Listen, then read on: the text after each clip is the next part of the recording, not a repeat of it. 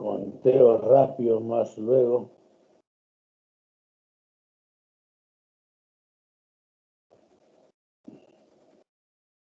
Hay 27 de 122, muy bien.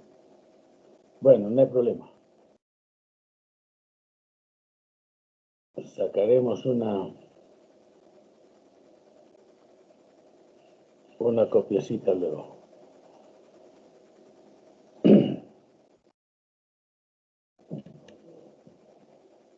Bueno, ¿me escuchan?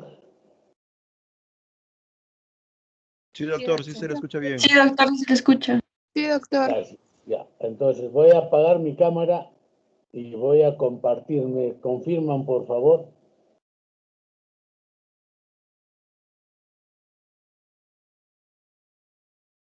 ¿Dónde estoy?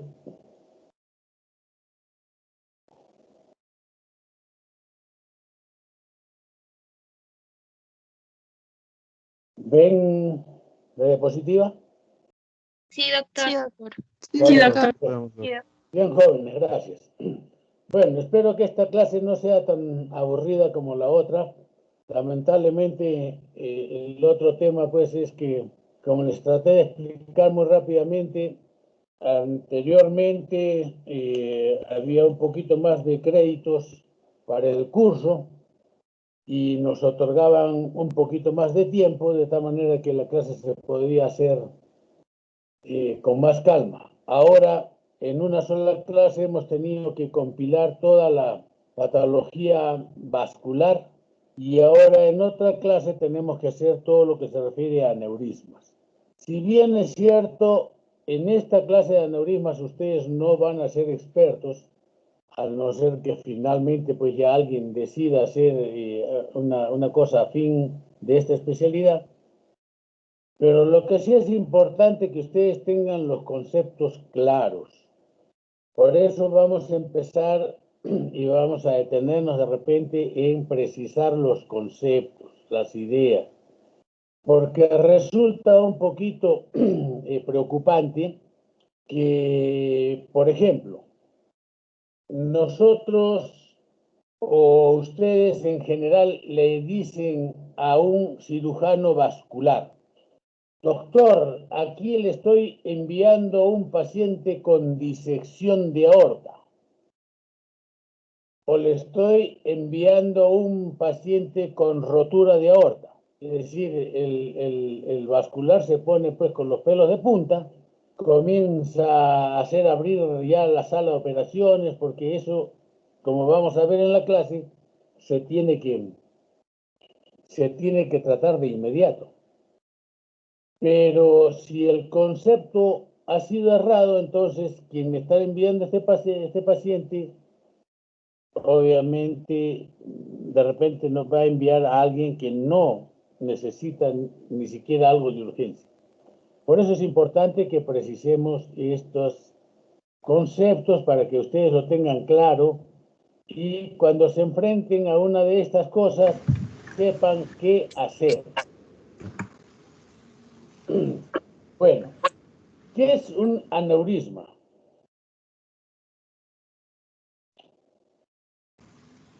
Aquí más o menos tratamos de definirlo. El aneurisma es el agrandamiento permanente. Por ahí tenemos que empezar. Agrandamiento permanente. Y hay dos formas, difuso o localizado, de una arteria. Pero no solamente de una arteria, también podemos aplicar este término para la parte venosa. O sea, una dilatación permanente, difuso localizada de un vaso, mejor hablemos, ¿ya? Pero que sea mayor a 1.5 veces el diámetro esperado o el diámetro normal. Me explico. Si una persona tiene aproximadamente, según sus características de tamaño, peso, una aorta abdominal, que es lo más frecuente, de 2 centímetros de diámetro, o se espera que su aorta normal sea de 2 centímetros de diámetro, ¿qué quiere decir? ¿Cuándo vamos a hablar que tiene un aneurisma de la aorta abdominal? Cuando supera 1.5 veces ese diámetro. aquí tenemos que tener cuidado. No es 2 por 1.5, no es o 3 por 1.5, no. Perdón, no es sumar, ¿no? No es sumar. Una punta 1.5 veces más. Algunos suman, dicen 2, más 2, 4, más medio, 5. A 5 centímetros. A partir de 5 centímetros, no. Así no es la figura. Es un cálculo matemático 2 por 1.5. O sea, si el paciente tiene la mitad más, en otras palabras, tiene 3 centímetros para el ejemplo que estamos usando, ahí hablamos de aneurisma. Ahora pónganse otro ejemplo. Solo para efectos de ejemplo, nada más. Su diámetro normal que se espera es 4 centímetros. ¿A partir de cuándo diríamos que está con un aneurisma? A partir de 4 por 1.5 es 6. ¿No es cierto?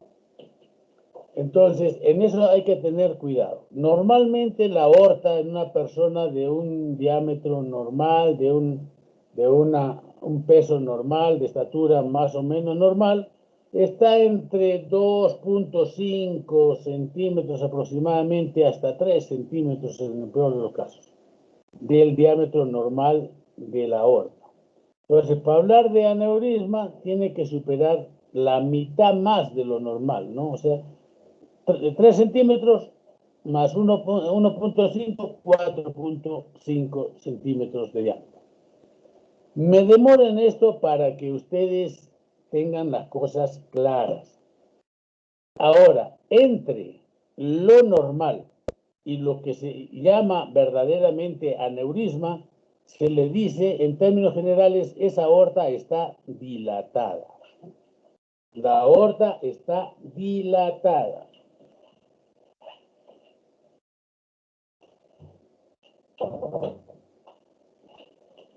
¿Qué sucede muchas veces cuando nosotros recibimos el informe del ecografista? ¿No? Cuando recibimos el informe del ecografista dice aneurisma de aorta. ¿Qué diámetro tiene? 3.5 centímetros. Pues Dios. Alguien está mal. Entonces me pregunto, ¿cuál es el diámetro de su aorta normal? Para decir que ya estamos en un aneurisma. No, se equivocó el ecografista. La aorta normal la está describiendo de 2.5 centímetros y ya está hablando de aneurisma. No, pues, no puedo usar el término de aneurisma en esos casos. Es 1.5 veces el diámetro normalmente esperado, podríamos decir así. Bueno, espero que este concepto les quede claro y no cometan este error en su vida profesional. Aquí tenemos una pequeña demostración gráfica de lo que vendría a ser un aneurisma de aorta a nivel del abdomen. Como ustedes verán aquí, tenemos la aorta abdominal, la bifurcación de las ilíacas, esto representa las renales, esos dos huequitos arriba, uno es el tronco celíaco y el otro es la mesentérica superior. Obviamente aquí no está representada la mesentérica inferior. Entonces, cuando se dilata, ¿qué tenemos? Pues un aneurisma de aorta siempre que supere el diámetro normal en, digamos, la mitad más, ¿no? Bien. Se usan dos términos también en los aneurismas. Aneurismas verdaderos y falsos aneurismas. Los vamos a explicar. El aneurisma verdadero obviamente es aquel que es pues, realmente un aneurisma. ¿Y cómo lo identificamos o cómo se precisa? Se dice que es la dilatación de todas las capas de la aorta, ya que estamos hablando de aneurisma de aorta, de todas las capas de la aorta. Y si estamos hablando de un vaso en particular, puede ser la poplitea o una rama cualquiera, una rama de una arteria o de una vena. Para hablar de aneurisma hay una dilatación de todas las capas de la aorta, o sea, todo el vaso se ha dilatado. Ahora, esta dilatación puede ser, digamos así, bien bonita por todos lados, ¿no? Así como han visto esa figura anterior, ¿no? Así bien Entonces, este es un tipo de aneurisma fusiforme, como si fuese un uso. Y sacular, cuando es una tetita, pues para un solo costado, ¿no es cierto? Es una tetita, o es un saco hacia un costado. Entonces se debilitó una parte de la pared de la aorta y ahí pues se formó un aneurisma. Y o es toda la pared y se dilata uniformemente todo. Ese es el tipo fusiforme. ¿Ah? Entonces, estas son las formas o tipos de aneurisma verdadero, pero la condición es que sean todas las capas de la aorta. Y ustedes, al igual que todos los vasos, recordarán que las capas de un vaso son la íntima, la capa media y la adventicia que está por fuera. Entonces, se dilatan las tres, ahí hablamos de aneurisma de aorta o aneurisma de un vaso en general verdadero. Acá tenemos este cuadrito que vamos a tratar de sacarle el máximo provecho porque nos grafica varias cositas. Bueno, aquí tenemos un aneurisma sacular. No sé si me logran ver mi punterito. Aneurisma sacular. O sea, es una tetita en la aorta. El resto está normal. Y este es un aneurisma fusiforme de toda la pared del vaso. Aquí también, que esto es lo que habitualmente sucede a nivel cerebral, la cerebral media, que generalmente es la que se dilata, cuando se acoda, ahí se forma un aneurisma sacular. De esto los van a escuchar hablar a los neurocirujanos que intervienen aneurismas cerebrales. ¿Y qué es lo que hacen generalmente? Como estas arterias son chiquitas, le ponen un clip aquí. Perdón. Le ponen aquí un clip. Y entonces eliminaron el aneurisma y queda el vaso sano. Claro que para llegar ahí tienen ciertas dificultades, pues. ¿Ya? Y acá tienen aneurismas fusiformes. Como ven ustedes, están todas las paredes del vaso, ¿ya? Pero se ha dilatado pues todo. Por eso dice fusiforme. Ya está. Y acá tenemos dos términos, pseudoaneurisma y acá tenemos disección.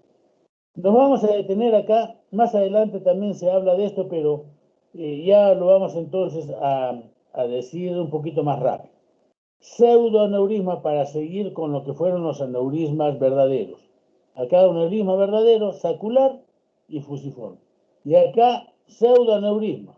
También la forma pudiera ser similar, ¿no? O sea, sacular o fusiforme. Pero ¿por qué se le dice pseudo? Es un falso aneurisma. Si prestan atención acá en esta imagen, vean ustedes que tiene la íntima, la capa media y la adventicia. Y en este otro lado tienen ustedes la íntima que está rota. La capa media no se nota.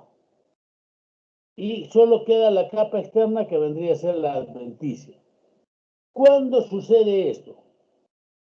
Si nosotros hubiésemos tenido oportunidad de ver ahí que hacen un cateterismo cardíaco o hacen una punción tipo Seldinger, como dijimos en la clase de ayer o de antes de ayer, o sea, si alguien punciona la femoral y deja ahí, ha roto, obviamente, para puncionar, rompe la piel, rompe la adventicia, rompe la capa media y rompe la íntima y llega a la luz.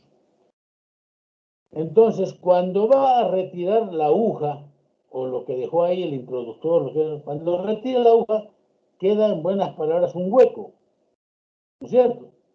Entonces, al quedar este hueco, ¿qué sucede? Ustedes van a comprimir afuera con fuerza para que no sangre. Pero si no lo hacen bien, acá se forma un coágulo, por decir así. Entonces, al final, el coágulo que se forma externamente está taponando este orificio, pero muchas veces queda pues el orificio de la íntima y parte de la capa media queda permeable.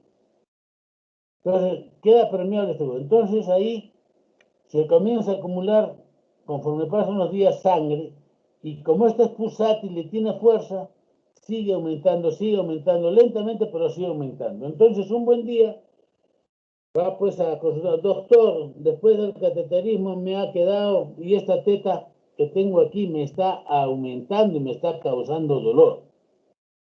Si ustedes analizan y pudieran ver, entre comillas, con rayos X, ¿qué podríamos ver? Que tiene pues el hueco en el cual está rota la íntima y rota la capa media y se está formando un coágulo aquí. Entonces, este coágulo, conforme pasan los días, se hace una nueva capa de adventicia. Entonces, en conclusión, nosotros vamos a tener acá este vaso todo deformado, que externamente que parece como si fuese un aneurisma sacular o un aneurisma fusiforme, depende de la forma que adopte. Pero, ¿están todas las paredes de la arteria? No. Hay una nueva adventicia acá, la capa media está rota y la capa íntima está rota. En cambio, en el verdadero aneurisma no está rota las capas, sino se han dilatado. Esa es la diferencia del pseudoaneurisma. Entonces, ya más bien cuando uno encuentra con esto, ¿qué es lo que tiene que hacer? Se hace una pequeña intervención. Obviamente, en todo lo que es vascular hay que tener el control proximal, porque si no sigue viniendo sangre y comienza a chisguetear sangre y a veces se hace incontrolable y el paciente se va a morir desangrado. Por eso un principio en vascular es que tienes que tener el control, o sea, haber preparado este vaso normal y estar en condiciones de clamparlo si fuera necesario. Y aquí la rotura de esto. Entonces, si nosotros eliminamos este coágulo, finalmente nos encontramos con que hay un hueco a nivel de la íntima. Se le pone un puntito ahí y se acabó el problema. Ese es un pseudoaneurisma. Y en este otro lado, el último lado de la derecha, ¿qué tenemos aquí? Una disección. ¿Qué es disecar? Disecar. Es cuando la sangre se mete en medio de las paredes del vaso. Traten de identificar aquí, vean ustedes, la íntima que está rota, la capa media que estaba indemne, pero ahora aquí se ha afectado, se ha dilatado o no está, pues se fugó. Y afuera tenemos la adventicia. Entonces, adventicia, la zona que está la sangre que se está escapando, y acá esta es la luz verdadera. Entonces, la sangre de aquí atraviesa a través de la íntima, se está metiendo en medio de la pared del vaso. Entonces, y esto va creciendo, pues, se va extendiendo. Por eso se dice disección, está disecando. Obviamente que ya ustedes están sacando sus conclusiones. Doctor, ahora esta sangre de aquí que está en comunicación con la luz verdadera, está recibiendo sangre a presión. ¿Y qué lo está deteniendo? Solo la adventicia. Solo la adventicia. Entonces, es más fácil que se rompa. Por eso vamos a ver en el desarrollo del curso que cuando hay una disección es una urgencia. Entonces, tengan presente estos pequeños conceptos que son importantes en lo que viene a ser más adelante. Aquí es una repetición más o menos, pero con una visión más completa. El vaso normal con sus 3 capas a ambos lados. Un aneurisma sacular, pero están todas las capas. Otro aneurisma fusiforme, están todas las capas de la pared.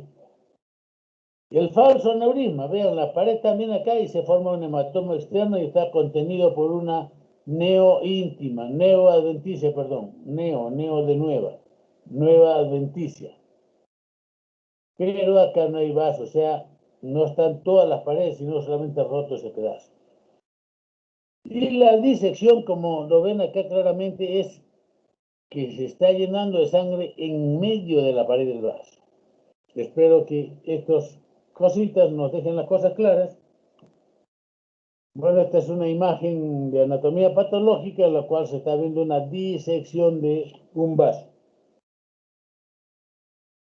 Y el pseudoaneurisma, que ya lo explicamos, qué es lo que más o menos se define, en el que hay, pseudoaneurisma es aquel en el que hay una difusión de la capa íntima y capa media, o sea, hay una rotura, en otras palabras, y está envuelta por una neoadventicia.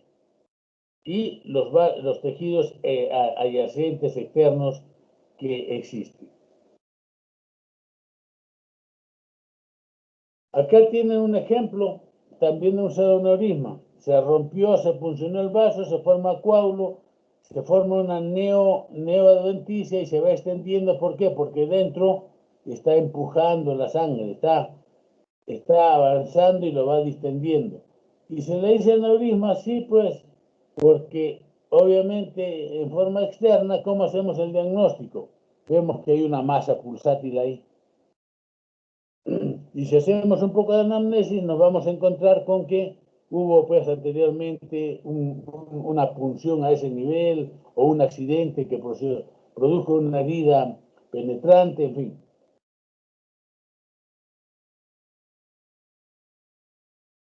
De aquí ven una arteriografía. Este es un fémur y esto es una femoral. La que ven acá atrásito es la femoral común. Esta es una femoral superficial. Es un accidente, no, bueno, no puedo precisarle más bien si es por bala o por arma blanca, que ha lesionado la arteria y ha comenzado a escapar sangre. En el caso, obviamente se ve en lo que hay luz, o sea, por acá, esto es sangre, sangre que está movilizándose. Pero si nosotros vemos esto en su totalidad, acá tiene un coágulo seguramente, vean ustedes acá todavía está blanco, tiene un coágulo externo y se ha formado una neocapa.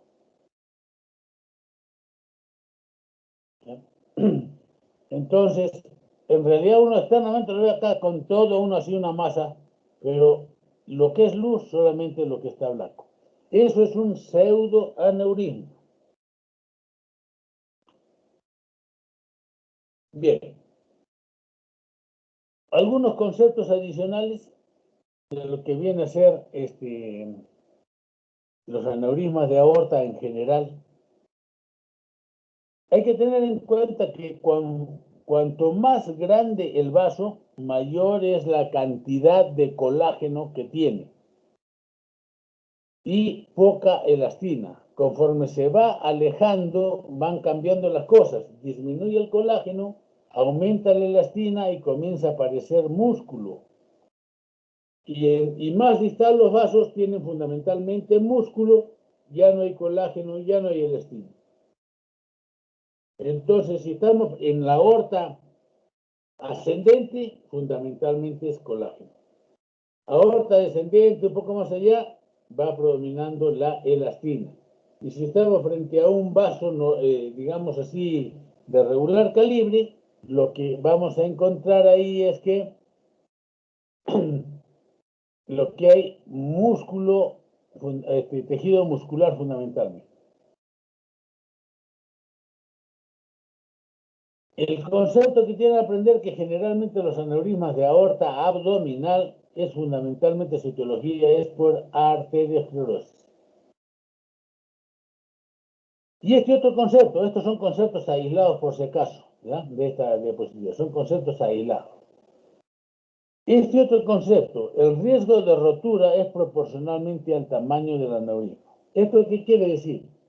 Si yo tengo un aneurisma de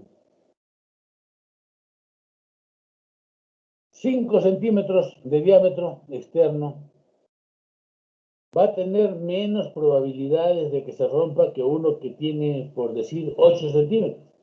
Y mucho menos estos ambos de uno que tiene pues 10 centímetros de diámetro. Por eso se dice, el riesgo de rotura es proporcional al tamaño del aneurisma. Aquí más o menos tenemos el riesgo de rotura, que ha sido calculado por la gente estudiosa, ¿no? 0,3% para diámetros menores a 4 centímetros. Los que tienen de 4 a 5 centímetros, el riesgo de rotura aumenta un poco, 1 a 3%. Pero si es 6%, vean ustedes que la diferencia entre 4, 5 a 6 no hay mucha, ¿ya?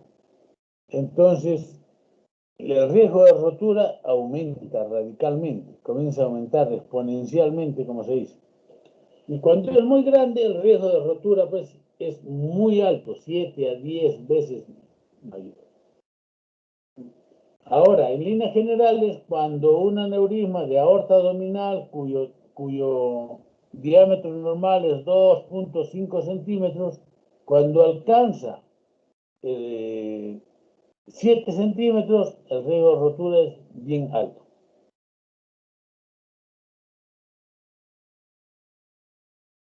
Hay un concepto que tienen que tener en cuenta: la tasa de crecimiento. La tasa de crecimiento permitida para un aneurisma es hasta 0,4 centímetros por año. Hasta. Si supera esta tasa de crecimiento, o sea, está creciendo más rápido, hay que ponernos en alerta porque esto no es normal, se puede romper en cualquier momento. Por eso es que, ¿qué les estoy diciendo en buena cuenta? Que conforme aumenta el diámetro, el riesgo de que se rompa es alto. Y ahora, cuando se rompe, a veces hay gente especializada que llega, a veces no hay gente especializada que llega.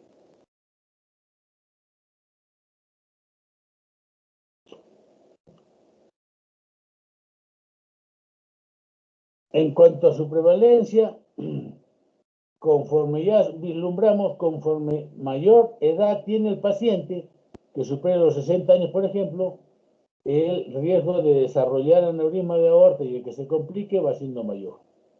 Es más frecuente en hombres que mujeres. Dijimos por ahí que los estrógenos dan una protección, pero que a partir pues del climaterio ya las cosas se van nivelando. Se ha visto que la incidencia en aneurisma de aorta abdominal, por favor, grábenlo bien eso, aneurisma de aorta abdominal, la incidencia es mayor en gente de raza blanca. Pero si hablásemos de aneurismas de aorta torácica, la incidencia es mayor en gente de raza negra. ¿Ya? O sea, esto no lo van a generalizar, sino es la incidencia mayor en blancos en aneurisma de aorta abdominal. Pero si es de negros, la incidencia es mayor cuando está alojado en la parte torácica. Habitualmente, como no causa molestias esta dilatación de la aorta, resulta haciéndose el diagnóstico en forma accidental. Alguien tiene un dolor abdominal por A o B, Z motivos, como por ejemplo una vesícula, y a veces el ecografista está haciendo su mapeo pues por ahí y se encuentra accidentalmente que la aorta está dilatada. No es que la busque, porque habitualmente el radiólogo nunca examina al paciente. Y el médico que lo envía al radiólogo tampoco lo ha examinado. Eso es así, tampoco lo examina, cuando debiera ser la parte fundamental. Por eso se dice que el diagnóstico generalmente es casual. Por eso muchos pacientes también llegan cuando ya está roto el aneurisma. Entonces ya llegan en condiciones extremas. Bueno, la incidencia no es cualquier cosa. Hay un buen número de pacientes que desarrollan aneurisma de aorta, especialmente en las poblaciones grandes, pues, como Estados Unidos, Europa, Canadá, mismo Brasil, ¿no?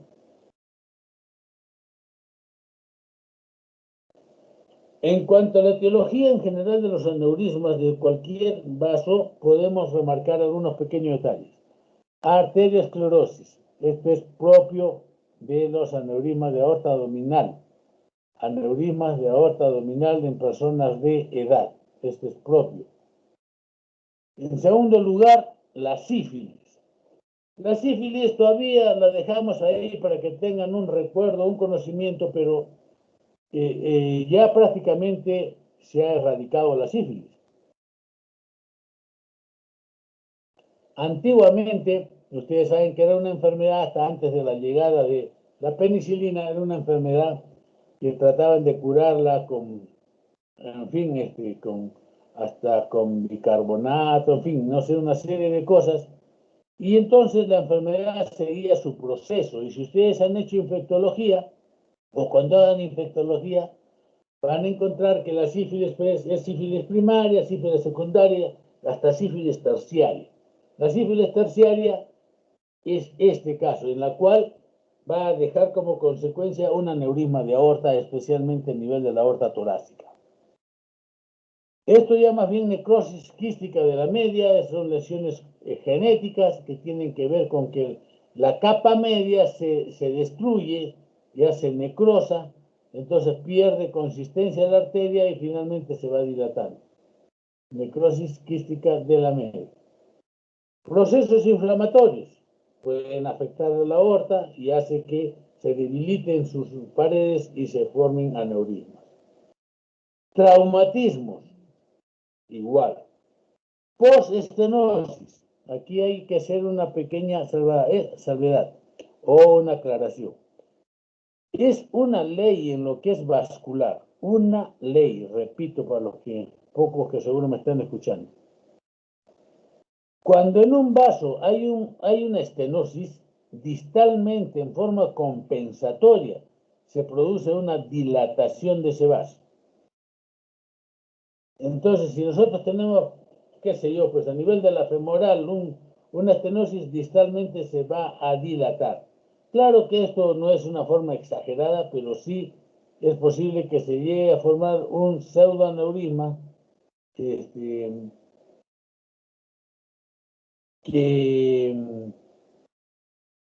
no un pseudoaneurisma, perdón, un aneurisma que de acuerdo al tamaño puede tener pues implicancias clínicas. Y bueno, y dentro de la etiología hay muchas lesiones que son congénitas. Uno de los mejores ejemplos es el Marfan. El Marfan termina haciendo no solamente aneurismas de la aorta ascendente, sino una cosa más seria que es la disección de la aorta. En cuanto a la sintomatología, en este caso, ustedes pongan acá sintomatología del aneurisma de aorta abdominal. Aquí pongan abdominal, eso me falta creer. Los pacientes con AAA, o sea, la AAA, por ejemplo, no es Alcohólicos Anónimos, por si acaso, sino AAA, aneurisma de aorta abdominal, generalmente son asintomáticos. Cuando da algunas molestias, cuando en su crecimiento comienza a comprimir la columna e inflama esa fascia dura que tenemos prevertebral, entonces comienza a haber un dolor irradiado pues hacia la parte lumbar. ¿Ya? Como dijimos anteriormente, habitualmente es un descubrimiento casual. En las personas delgadas debiéramos de hacer el diagnóstico clínicamente, o sea, al hacer el examen rutinario. Pero como ahora hay muchos gorditos y tienen la barriga bien llenita, entonces se hace más difícil hacer el examen clínico. Entonces, eso se hace el diagnóstico generalmente con ayuda de la ecografía. Y ya vamos a ver adelante que se puede precisar mejor que con la ecografía, con la tomografía. Ahora hay otro detalle. Puede suceder que nosotros estamos frente a un cuadro de embolismo periférico. Me explico. Un paciente que hace una embolia hacia el miembro inferior derecho, por decir. La pregunta que nos tenemos que hacer es ¿de dónde vino ese émbolo? Entonces, investigamos el corazón para ver si tiene una fibrilación, tiene una lesión valvular como la estenosis mitral. No encontramos nada de eso. Entonces, tenemos que pensar que también puede ser de una placa de ateroma que se ha lesionado y se ha desprendido de la aorta torácica o aorta ascendente y que está migrando, ¿no? Y ha terminado impactando en el miembro inferior. Pero también puede deberse que hay un aneurisma. Los aneurismas, como vamos a ver luego, se forman coágulos en su pared y esos pueden estar embolizados. Entonces, siempre que tengan un cuadro de embolismo hay que investigar de dónde vino y de repente ahí se pueden encontrar inclusive con un aneurisma de aorta. Bueno, esto ya más bien es un poco pues tardío, ¿no? Imagínense que está en emergencia y viene un paciente con signos de que está sangrando pues abruptamente y sin haber tenido un traumatismo, sin haber tenido una lesión, en fin. ¿Y a dónde sangra? La primera pregunta que nos hacemos ¿es una hemorragia digestiva severa? Y a veces tenemos ya por anamnesis una negativa. No, yo he sido sano, no tengo ni reneo siquiera. Entonces tenemos que pensar en rotura de la aorta abdominal. Si el paciente es de edad y tiene este tipo de morbilidades y especialmente es diabético, en fin, entonces tenemos que pensar en esta posibilidad. Y si se va incrementando las evidencias de que el paciente se está comprometiendo, sea que siga sangrando activamente, mucho ojo con que se trate de un aneurisma de aorta que se está rompiendo o está roto. Por eso insistimos acá en que el diagnóstico puede ser clínico y debiera de ser clínico fundamentalmente. Se precisa y se ayuda con la ayuda de la ecografía. Una ecografía abdominal normal nos va a ayudar para hacer el diagnóstico de aneurisma de aorta abdominal. Cuando es torácico, obviamente la ecografía ahí queda limitada por la pared torácica, ¿no es cierto? Ya tenemos que recurrir ahí a un eco transesofágico en la cual permite ver mejor la aorta.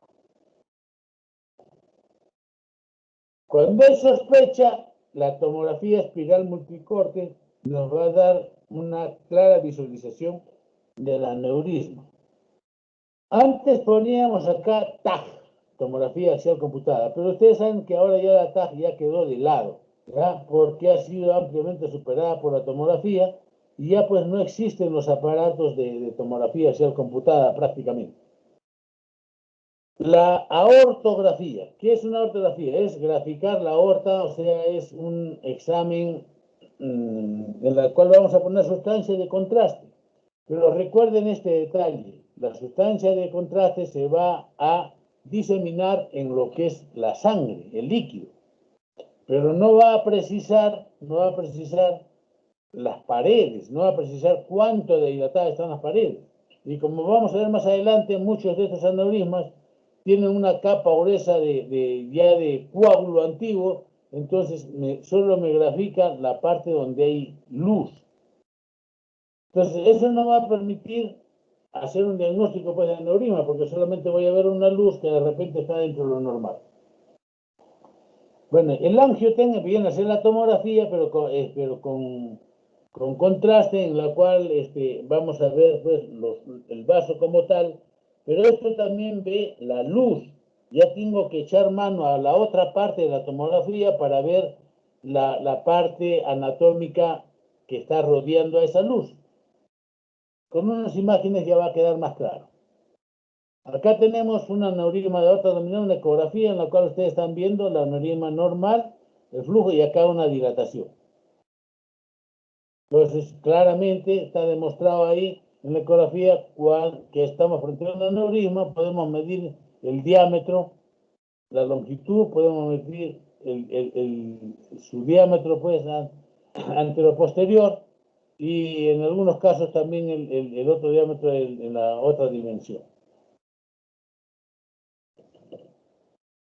Aquí tenemos una ecografía, pero vean un pequeño detalle que lo vamos a destacar más adelante. Esto refringente blanquito es la pared del vaso. Aquí, en este se forma un apósito de coágulos. Esto es normal en un aneurisma.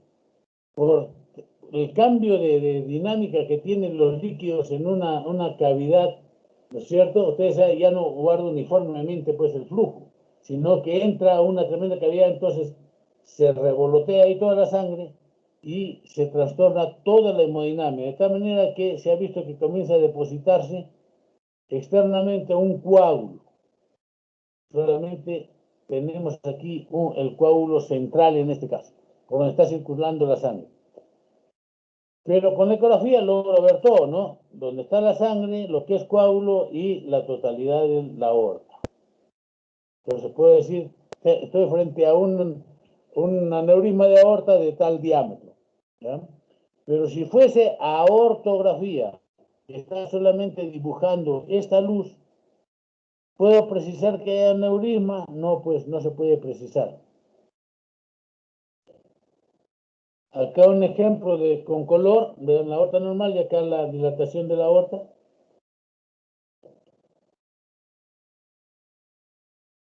Un estudio arteriográfico, en la que vemos la luz. Pero si nosotros tuviéramos una arteriografía, es probable que aquí veamos mucho mayor diámetro por la dilatación de la pared. Esta es una tomografía o es parte de los estudios de la tomografía espiral multicorte. Entonces, vean ustedes acá, claramente la pared externa. Y acá tenemos uno que indica la longitud número 1 y acá la longitud número 2. Y acá tienen el informe en el mismo examen. L1 tiene 68 y L2 tiene 76 milímetros. Si una aorta tiene 2.5 a lo máximo, ¿estamos frente a un aneurisma? Obviamente que estamos frente a un aneurisma. Ahora el otro detalle importante aquí, ¿tiene coágulos en esta parte externa? No tiene. Entonces, este es un caso un poquito raro, un poquito especial, en la cual estamos viendo claramente que está dilatado todo el vaso.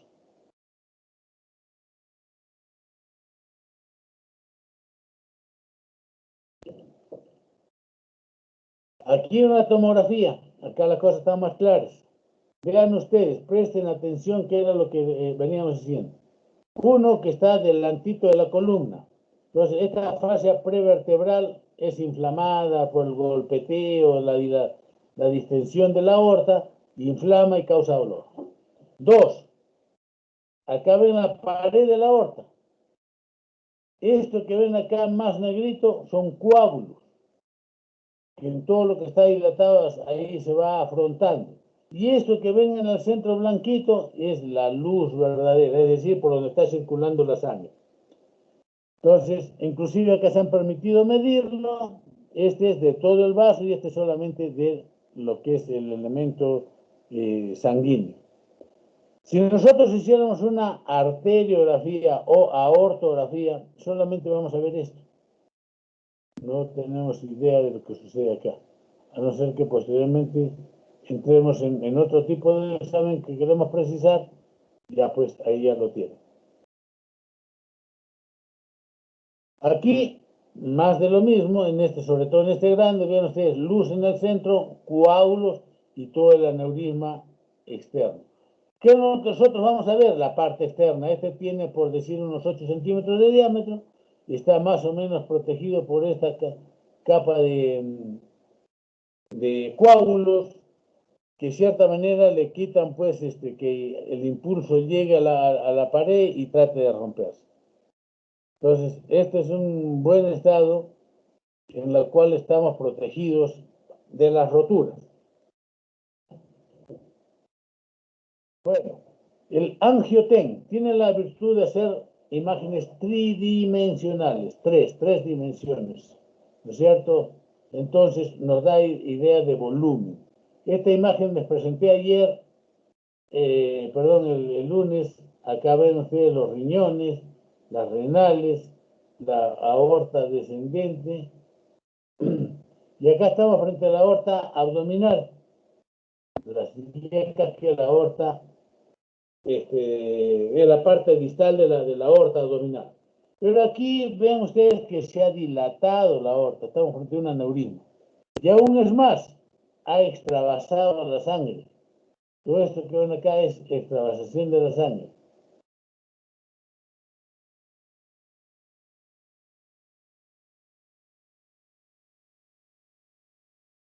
Otra imagen en color, un aneurisma de aorta. Y acá lo que se conoce como disección de aorta. Disección, dijimos que se rompe en algún lugar, se mete la sangre y va separando las paredes del vaso. Aquí ustedes ven que tenemos como si fuese lo que se dice imagen en escopeta. Las escopetas tienen dos bocas habitualmente, ¿no es cierto? Entonces acá tienen una imagen en escopeta. ¿Qué es lo que sucede? Acá es lo normal de la pared, acá su luz normal. Pero al ladito ven que hay otra, complementa la parte de la pared y toda esta luz que hay. Entonces, probablemente digo porque es difícil con solo mirar esto, precisar cuál es la verdadera luz, es un poco acá casi imposible, determinar cuál de los dos es la verdadera luz. Probablemente por la cantidad de sangre viene a ser esto, y la cantidad menor de sangre es o menor coloración es probablemente la disección. Obviamente acá ustedes tienen los riñones, tienen la columna. Acá es una imagen del callado de la aorta. Este es un corto tomado del callado de la aorta. Y vean ustedes estas tiras que está indicando que son los flaps, donde se está disecando la aorta, en este caso la aorta torácica. Acá igual, vean ustedes la aorta ascendente que está un poco dilatada, pero no se ve, pues obviamente, porque esta es una ortografía, pero no se ve el componente externo, cuánto tendrá pues de diámetro. Por cierto, el caso quedémonos acá, que estamos frente a una persona de edad que necesita pues operarse. Y al necesitar operarse es por esta razón, porque cabe en el flap en la cual en medio de la pared se está disecando. Esta neocavidad obviamente solamente está protegida por la adventicia y en cualquier momento se rompe. Y si se rompe, el paciente se va a desangrar con rapidez y lo va a llevar pues al óbito, ¿no?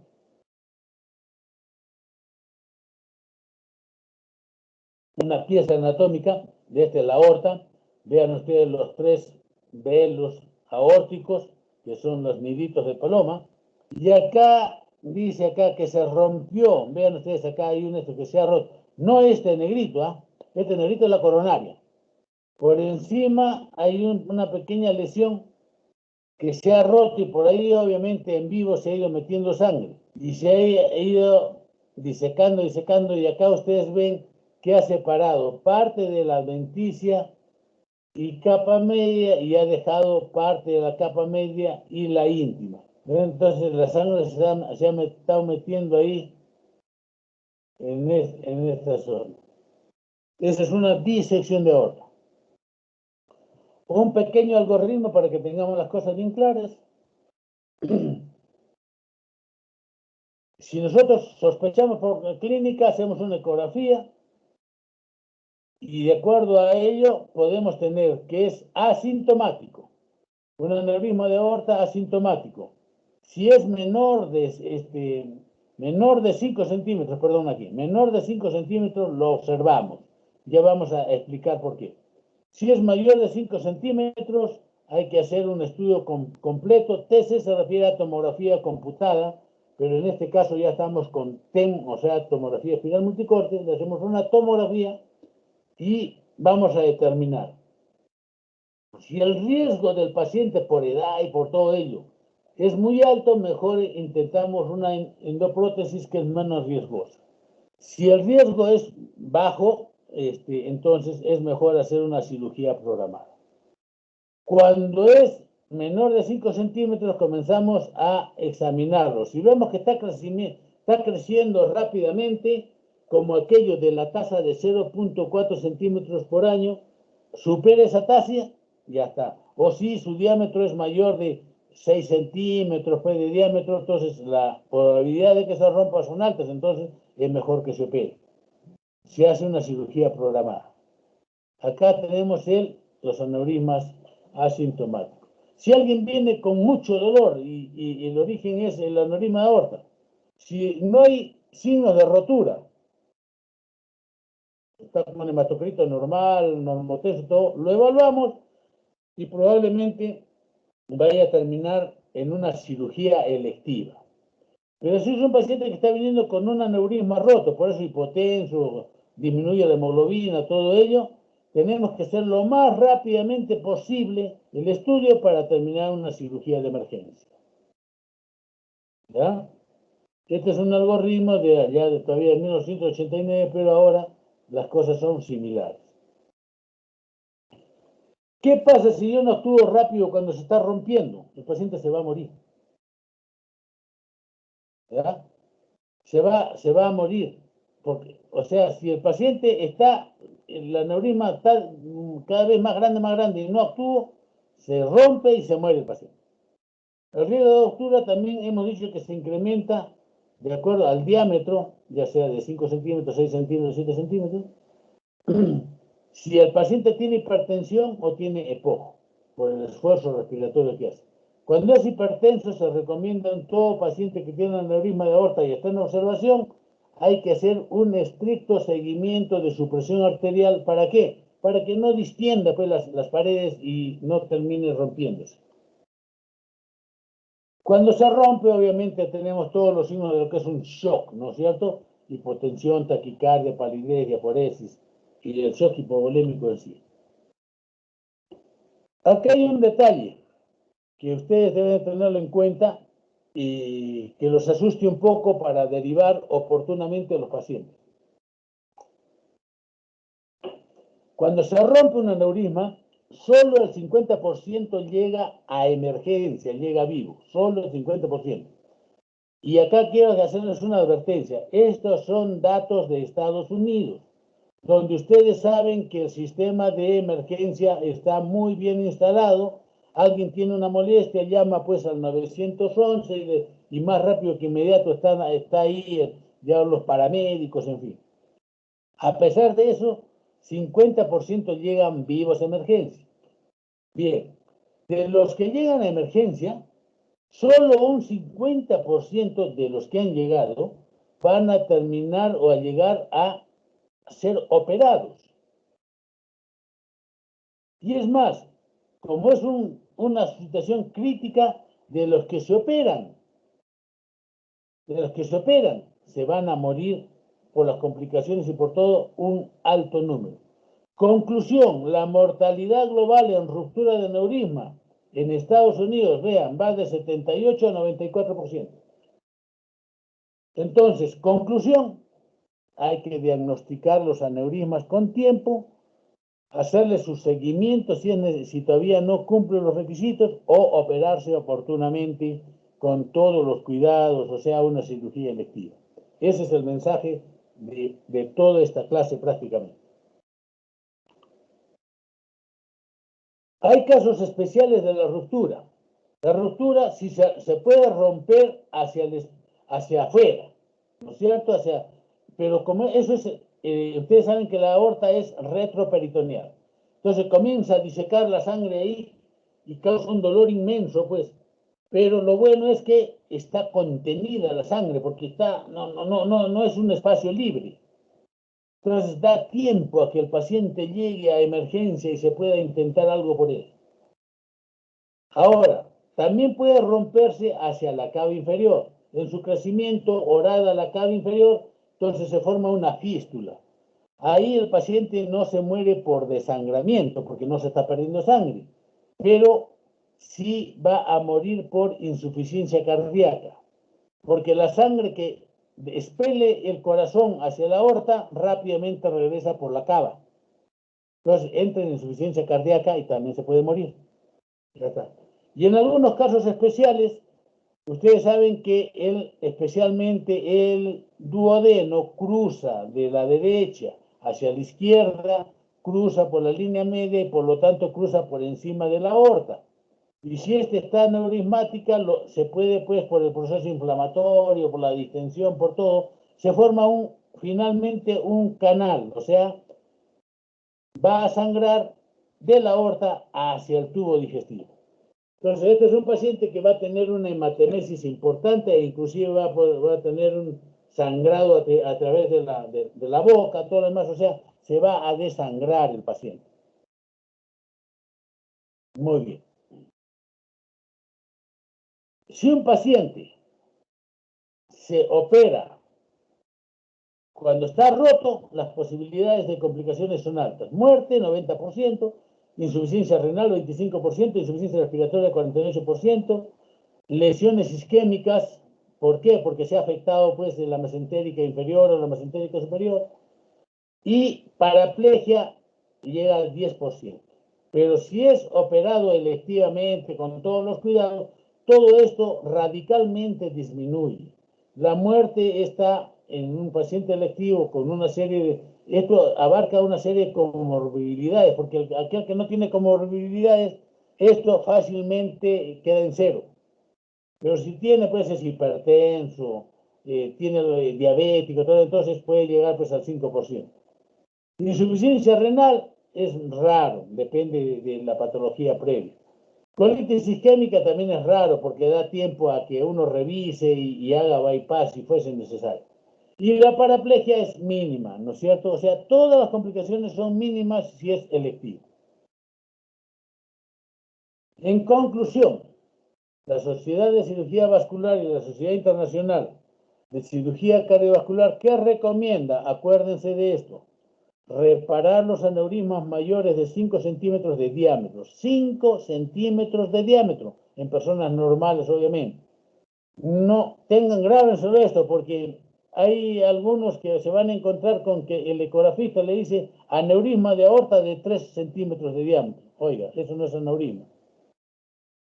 Bueno, y aquellos cuya tasa de crecimiento supera los 0,5 centímetros al año. Lo que está permitido es hasta 0,4 centímetros por año.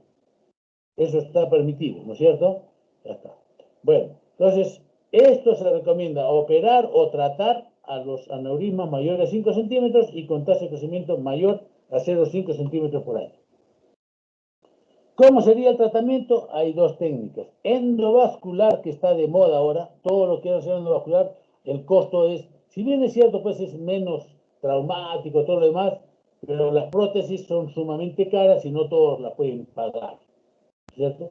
Pero hay casos también que no son tributarios de tratamiento endovascular, ojo. ¿Por qué? Porque son aortas tortuosas, porque tienen vasos muy anchos, en fin, no todo es flores, o sea, no todo se puede tratar con endovascular, así tenga el dinero que tenga. Yo soy millonario, agarro y puedo pagar lo que sea, pero en muchos casos no se puede hacer el tratamiento endovascular. Y finalmente, entonces, lo que es el tratamiento quirúrgico. Aquí tenemos un ejemplo de lo que es una endoprótesis. Se coloca la endoprótesis ahí y que se restituye la luz y se ha eliminado. Acá ya no se ve porque esto es una ortografía. El aneurisma quedó fuera, acá todavía hay aneurisma, pero ya pues la luz está protegida, ya no va para afuera, ya se eliminó el aneurisma. Acá tenemos otra gráfica, vean ustedes, un aneurisma. Aquí se ingresa por la femoral generalmente, ¿no es cierto? Se llega hasta debajo de las renales, que es lo habitual. Siempre debajo de las renales, o habitualmente diré, debajo de las renales hay un pedazo de aorta que está normal. Entonces ahí se puede sostener la endoprótesis sin que tape las renales. Entonces la voy liberando y al final queda conectado a una ilíaca y en este caso es un aorto biilíaco. Entonces acá le pongo otra rama y queda así. Entonces ven acá, aquí, esta parte de acá arriba se apega bien a la pared, entonces ya la sangre pasa directamente y este aneurisma queda excluido. Queda excluido, no desaparece, queda ahí, pero queda excluido, ya no pasa sangre. Pues. Y acá también tiene que quedar ajustado, acá abajo, porque si no la sangre se regresa por acá y sigue creciendo el aneurisma. O sea, no puede haber lo que se llama falso leak. O sea, que escapa sangre por acá arriba y se mete, o de acá abajo y se mete acá. Y eso es un mal tratamiento. Esta es la endoprótesis. Obviamente que esto es menos cruento, se hace con un poco de anestesia nomás superficial, no se ha tenido que abrir el abdomen, en fin, es sumamente beneficioso, pero hay que tener en cuenta los costos y en segundo lugar que no todos están en condiciones de recibir este tipo de prótesis. Muy bien. Aquí tienen un ejemplo ya más claro, cómo queda la endoprótesis. Esta es una endoprótesis a nivel de la aorta descendente, descendente. Ustedes ven acá arriba la subclavia. Siempre este tipo de cosas hay que ponerlas sin que obstruya las salidas. Ahora ya más bien hay cosas complejas, ya más bien cada vez que se va perfeccionando pues la tecnología, pero obviamente son cada vez más caras, ¿no? Acá tenemos otro ejemplo de lo mismo de lo que es la endoprótesis. Acá tenemos una endoprótesis compleja, o sea que ven ustedes que está por encima de los renales, ha llegado hasta debajo de la mesentérica inferior y se le apertura y se da ramas para que siga irrigándose las renales o el tronco celíaco y así. Hay gente que pone esto hasta arriba, desde debajo de la subclavia o hasta encima de la subclavia y le va dando a las ramas principales, ¿no? Va poniendo eso. Eso es muy complejo, pero es muy altamente costoso. Y para el tratamiento quirúrgico habitual se hace una incisión sifopubiana, o sea, desde el sifoides hasta el pubis.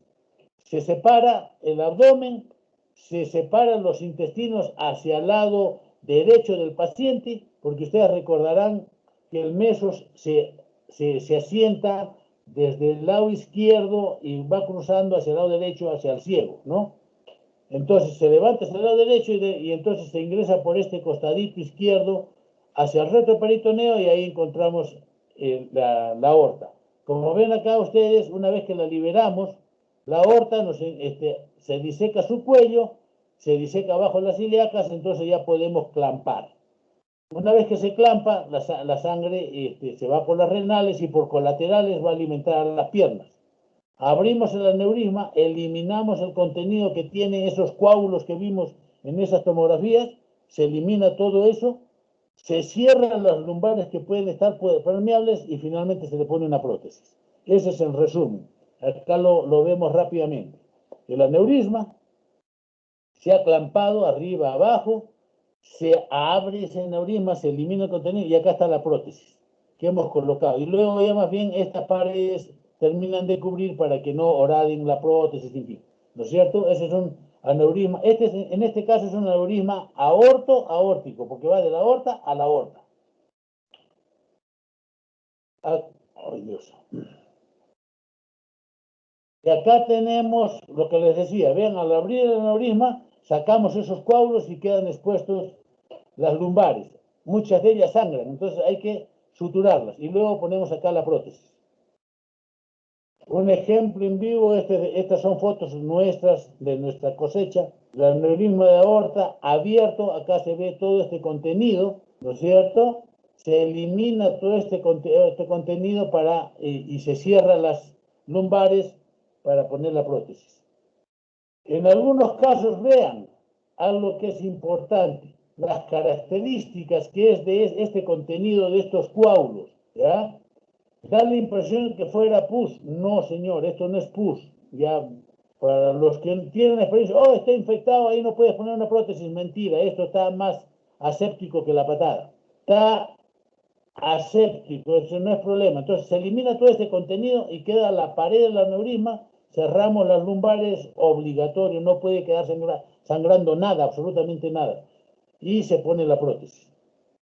Y acá tienen ustedes ya la prótesis puesta, ¿no es cierto?, en la cual ven la parte aórtica y que van a las ambas ilíacas.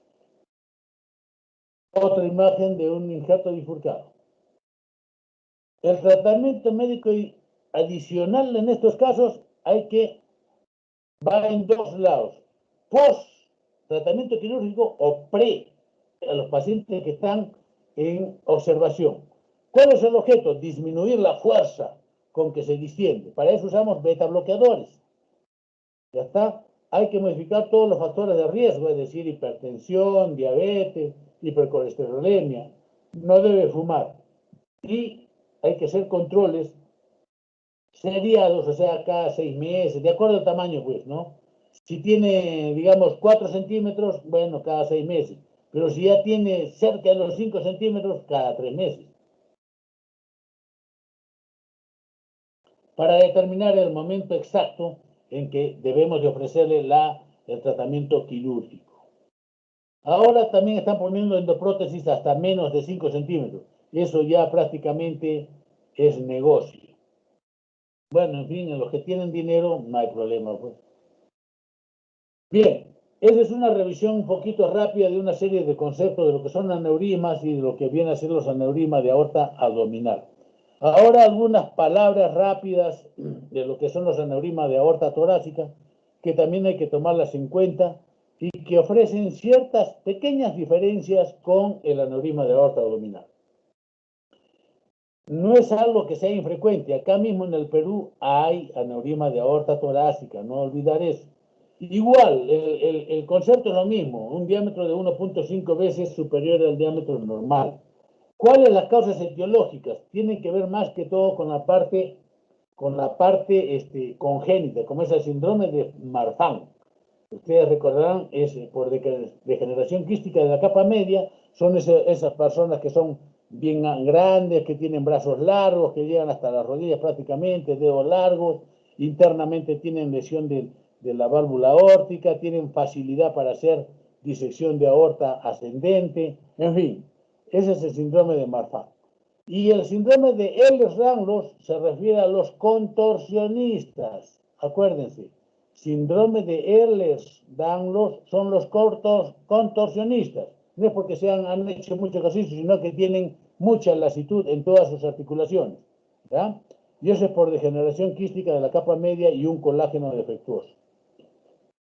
La aterosclerosis fundamentalmente está dada por el problema abdominal, pero también puede afectar a la aorta ascendente. Traumatismos. Traumatismo, alguien puede, por ejemplo, en un accidente, por desaceleración brusca, se produce un cizallamiento debajo de la subclavia. La subclavia sostiene la aorta ascendente y el callado de la aorta.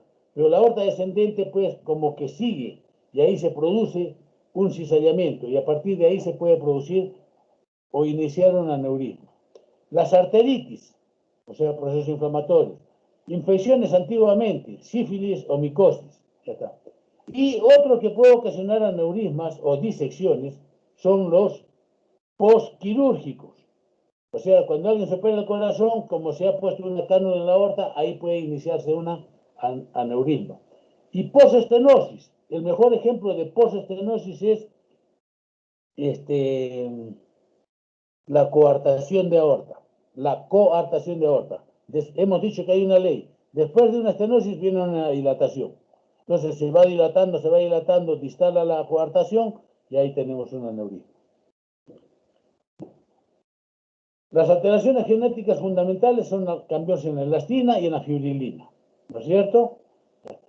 En la fibrilina, por ejemplo, en el síndrome de Marfan. Y disección de aorta, el concepto es el mismo. Sangre que se mete en medio de la pared. Ya vieron ustedes en antes esa imagen de la aorta ascendente por encima de la salida de la coronaria.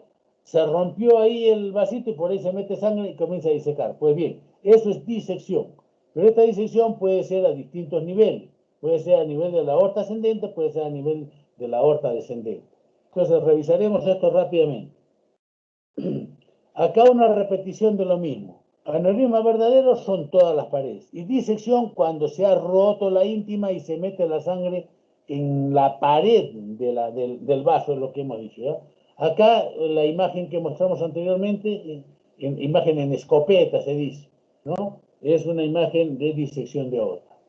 Aquí tienen otro ejemplo gráfico, vean ustedes acá, se ha roto la íntima en la aorta ascendente y se mete sangre en toda la aorta ascendente. Nosotros lo vemos como un aneurisma, pero esto en realidad es un aneurisma disecante y que puede ir creciendo y se va extendiendo. También puede haber un aneurisma disecante a nivel de la aorta descendente. Vean ustedes acá lo que les digo, en la desaceleración, debajo de la subclavia se produce esta ruptura y ahí comienza a disecar.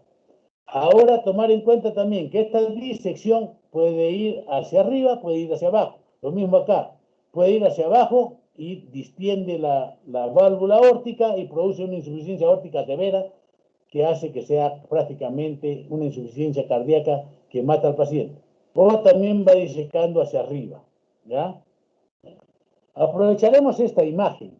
Vean ustedes, Si la sangre va a ir secando por acá, este es el tronco brachiocefálico, esta es la carótida izquierda, cualquiera de ellos. Entonces, puede disecar rodeando por el costado, porque tengan en cuenta que dentro está la íntima, ¿no es cierto? Lo rodea por el costado. Entonces, cuando crece esto, puede obstruir el vaso, sea la carótida, el tronco celíaco, puede ser, el tronco brachiocefálico, el tronco celíaco acá abajo, las renales, en fin. O sea, lo que hay que tener en cuenta es que la disección en su avance puede obstruir, sin que se haya roto, una de las salidas de ramas importantes. Entonces, si obstruye la carótida, un ACV. Si obstruye las renales, una insuficiencia renal aguda. Y así por el estilo. Y una isquemia de mesentérica severa, si es el tronco celíaco, la mesentérica superior. Bueno.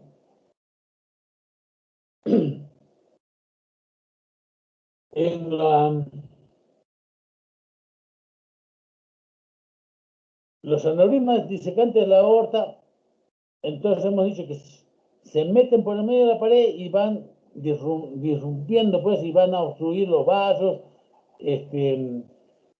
Y finalmente hay casos en que se rompe nuevamente, o sea, se rompió, por ejemplo, en la aorta ascendente, va avanzando hacia abajo, y a veces vuelve a romperse más abajo en la aorta descendente, entonces se forma un trayecto, ¿no? Entra sangre por acá y sale sangre y reingresa al torrente sanguíneo, digamos, más abajo. Estos casos son espectaculares.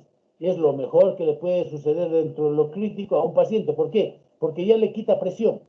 Pero si sigue ahí distendiendo y no rompe ni para afuera ni para adentro, entonces este paciente va a tener un dolor inmenso y va a tener alteraciones. Ahora, cuando rompe para afuera, el paciente se desangra, obviamente. Entonces, ese es el alto riesgo de los aneurismas disecantes.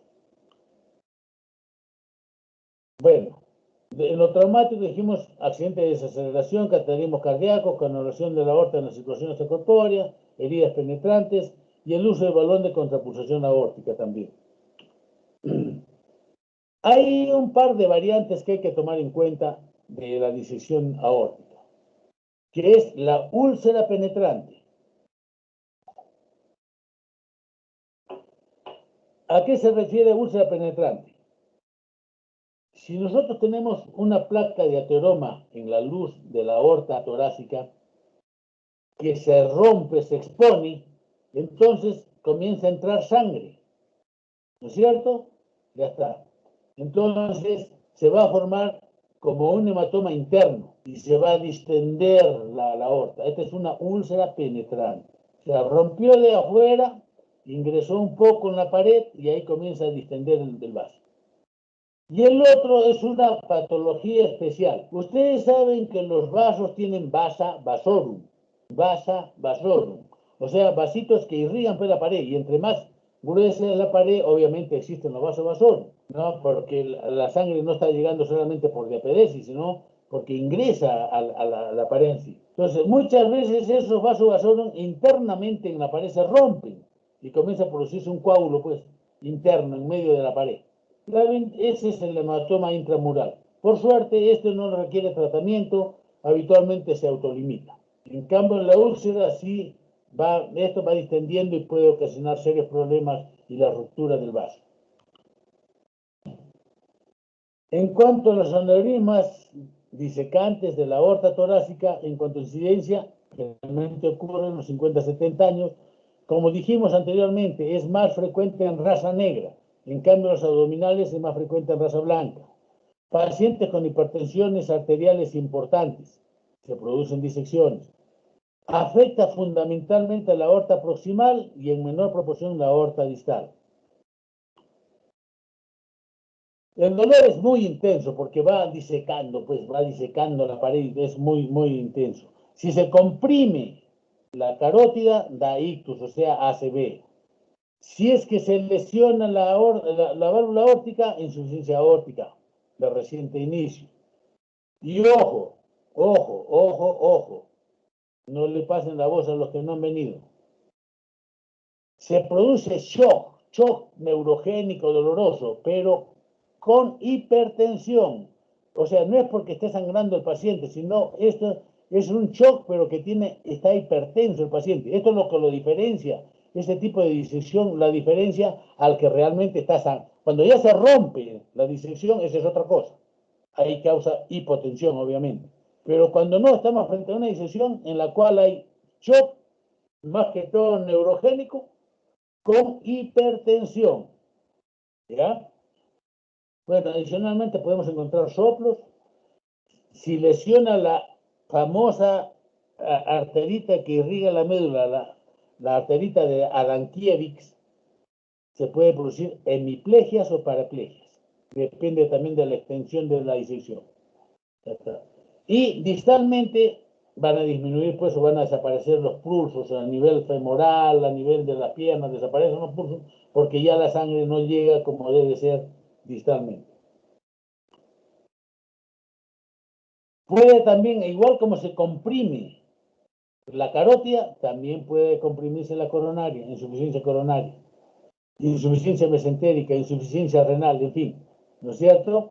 En la distensión crece el aneurisma a nivel de la aorta ascendente, comprime pues la cava superior y no deja que haya retorno venoso. Se produce lo que se llama un síndrome de vena cava superior. En fin, cuando hay shock, ya shock no con hipertensión, sino con hipotensión, es porque obviamente ha habido ruptura. Esta ruptura puede ser a distintos niveles. ¿Cómo hacer el diagnóstico? Se sospecha por clínica, vemos una radiografía, vemos dilatación de la aorta ascendente o de la aorta descendente, lo comprobamos con la ortografía o con angioten, ¿no es cierto? Puede ser una resonancia magnética si algunos lo prefieren, pero si tenemos tomografía va perfecto. Puede hacerse una ecocardiografía, pero fundamentalmente tiene que ser transesofágica. Y para casos de países adelantados que tienen la ultrasonografía vascular, o sea, es una ecografía que se hace dentro del vaso, ¿no es cierto? Se pone un transductor que va por en medio del vaso, haciendo un cateterismo, y ahí nos va a hacer una ecografía y nos va a determinar si se está disecando o no el vaso. Los tipos de aneurisma están reflejados acá. El primero que hizo la descripción fue de Bakey, ¿no es cierto? Describió tres formas: tipo 1, tipo 2 y tipo 3, 3A y 3B. ¿En qué se recibía? Tipo 1 le llamó a aquel que se rompe en la aorta ascendente y se distiende hacia abajo. Tipo 2 le llamó en la aorta ascendente, pero que está confinada a la aorta ascendente. Y tipo 3, aorta descendente, pero que es localizada, o 3B más se ha extendido distalmente. Apareció poco después, para hacerlo más práctico y más didáctico, Stanford. Y por su aplicación en la clínica, en el tratamiento, en todo, la clasificación que más se usa es la de Stanford.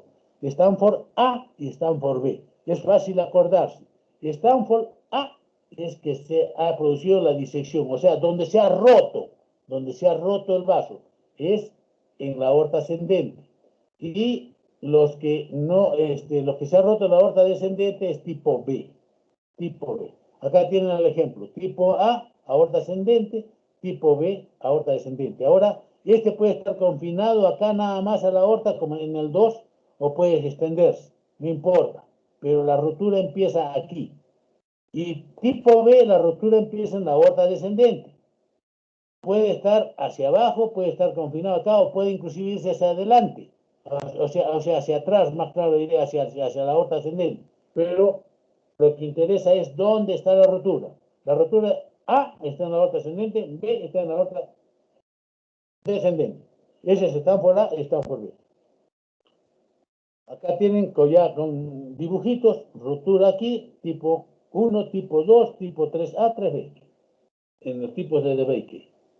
Este es un de Stanford tipo A y tipo B.